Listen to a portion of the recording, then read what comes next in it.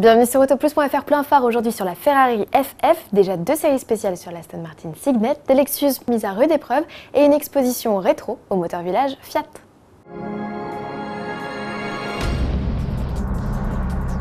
Ferrari fait sa révolution, la firme au cheval Cabré présente la FF, initiale de Ferrari Fort, littéralement Ferrari 4. 4 pour 4 places, mais surtout 4 roues motrices, une transmission intégrale au cœur d'un modèle du constructeur italien, c'est une grande première. Pininfarina a d'ailleurs joué à fond la carte fin d'une ère en offrant à la FF un style décalé. Le plus surprenant, incontestablement le profil, non sans rappeler la BMW Z3 Coupé ou la Zagato TZ3 Corsa. Pour animer le modèle, Ferrari a choisi une valeur sûre, un V12. Celui de la FF est inédit et délivre 660 chevaux à 8000 tours minutes. Couplé à la boîte F1, une première sur ce moteur, il permet au break de chasse de passer la barre des 100 km/h en 3 secondes 7, la vitesse maxi de 335 km/h a elle de quoi affoler les compteurs.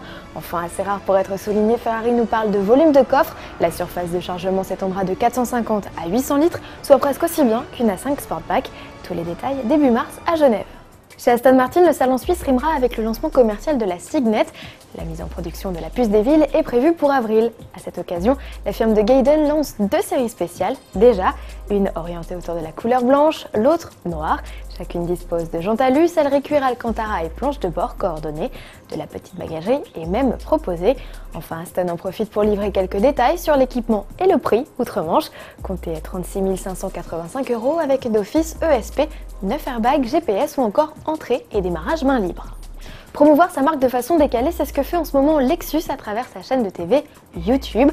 Sa campagne se décline selon 2 volets. Le premier consiste à vous faire pénétrer dans les coulisses de fabrication de ces voitures, en vous permettant de découvrir par exemple la méthode de tissage du carbone ou l'élaboration d'un insert décoratif à partir d'un tasseau de bois. La seconde partie est plus spectaculaire puisqu'elle met à l'épreuve équipement et surtout voiture. Et oui, le plus impressionnant, c'est cette chaîne de modèles suspendus dans les airs les uns aux autres par la force de leur châssis uniquement. Pas de trucage, d'ailleurs le making-of est en ligne aussi. Chapeau!